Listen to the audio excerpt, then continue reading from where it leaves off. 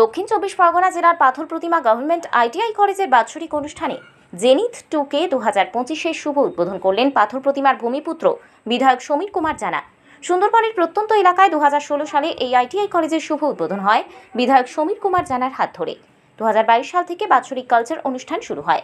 এবছরের অনুষ্ঠানের নাম দেওয়া হয় জেনিথ 2কে 2025। উদ্যোক্তা কলেজের প্রিন্সিপাল অয়ন দত্ত জানান, জেনিথ মানে উচ্চতার চরম শিখরে পৌঁছানো। এই আইটিআই কলেজের ছাত্রছাত্রীরা শিক্ষা দীক্ষায় আত্মমান সম্মান ও কাজকর্মের মধ্যে দিয়ে সুন্দরবনের মুখ উজ্জ্বল করে সর্বোচ্চ শিখরে পৌঁছাবে তিনি আশা করেন। ইতিমধ্যে অনুষ্ঠান মঞ্চের চতুর্দিকে আইটিআই কলেজের ছাত্রছাত্রীদের দ্বারা তৈরি বিভিন্ন প্রযুক্তির স্টল রাখা হয়, যার মধ্যে নজর কেড়েছে অ্যালকোহল খেয়ে গাড়ি চালানোর ড্রাইভার কিংবা ঘুমিয়ে পড়ার কারণে যেভাবে গাড়ি দুর্ঘটনা বাড়ছে তা রোধ করতে কলেজের 7 বন্ধু মিলে তৈরি করে ফেলেছে সেন্সরযুক্ত চশমা। যে চশমা চোখে দিয়ে গাড়ি চালালে কিংবা অ্যালকোহল খেয়ে গাড়ি চালালে চোখ বন্ধ হলে সিগন্যাল দেবে চালককে।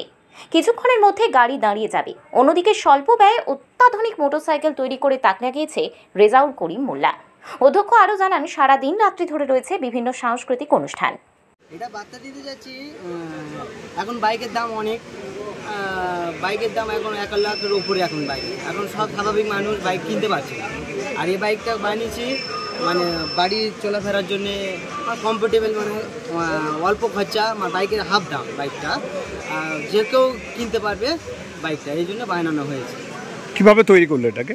কীভাবে তৈরি করেছি বলতে, মানে বাড়িতে এমনি ভাবনা চিন্তা আসতেছে, লোক বাইক কিনতে গেলে ইন্স্যুরেন্স নিচ্ছে, তাই ইন্স্যুরেন্স দিতে পারছে না, মানে বাইকের দাম এত, এই জন্য ভাবনা চিন্তা করে বাইকটা বানানো হয়েছে।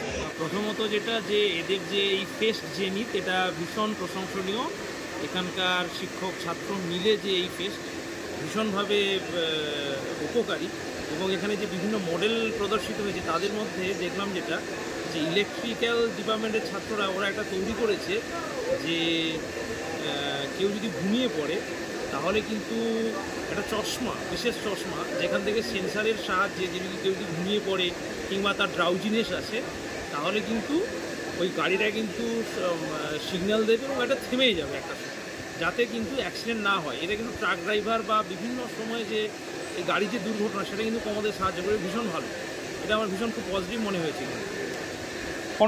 আজকে মূলত আমাদের এখানে অ্যানুয়াল কালচারাল ফেস্ট অর্থাৎ বার্ষিক সাংস্কৃতিক অনুষ্ঠান জেনিথ। তো আমরা প্রতি বছরের ন্যায় এবছরও করছি। এবছর আমাদের 4র্থ বছর চলছে।